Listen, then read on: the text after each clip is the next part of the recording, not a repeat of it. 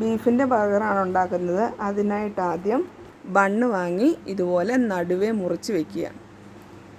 എല്ലാം ഇതുപോലെ സ്ലൈസാക്കി വെച്ചതിന് ശേഷം ഫ്രൈ പാൻ അടുപ്പിലേക്ക് വെച്ചിട്ട് അതിലേക്ക് കുറച്ച് ബട്ടർ ഇട്ട് കൊടുക്കുക. എന്നിട്ട് നമ്മൾ മുറിച്ച് വെച്ചിരിക്കുന്ന ബണ്ണ് അതിൻ്റെ അകവശം ആ ബട്ടർ അങ്ങ് തേച്ചെടുക്കുക.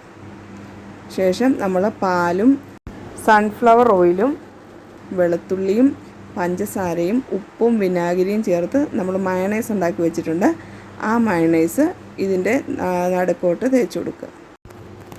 എല്ലാത്തിൻ്റെയും ഇതുപോലെ തേച്ച് വെക്കണേ.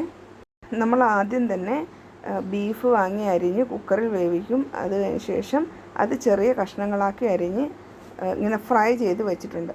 ഇതിൻ്റെ അകത്തേക്ക് ഫില്ല് ചെയ്ത് കൊടുക്കണം. എല്ലാം ഇതുപോലെ ഫില്ല് ചെയ്തതിന് ശേഷം അതിൻ്റെ മുകളിലേക്ക് ക്യാബേജ് അരിഞ്ഞത്, സവാള, തക്കാളി ഇങ്ങനെ ഓരോന്നും വെച്ച് ഇതുപോലെ വെച്ച് കൊടുക്കുക.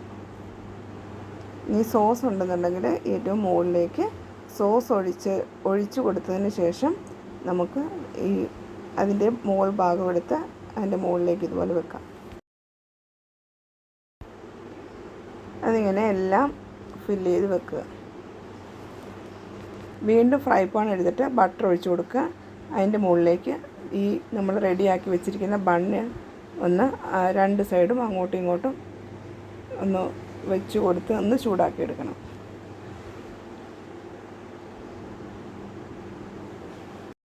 ഇനി ബീഫിൻ്റെ സ്ഥാനത്ത് ഇതുപോലെ ചിക്കൻ വെച്ചിട്ട് നമുക്കുണ്ടാക്കാം. രണ്ടും നല്ല ടേസ്റ്റാണ്. നമ്മൾ കടയിൽ നിന്ന് വാങ്ങുന്നതിനേക്കാൾ ഭയങ്കര ടേസ്റ്റാണ് ഇങ്ങനെ വീട്ടിലുണ്ടാക്കുന്നത്.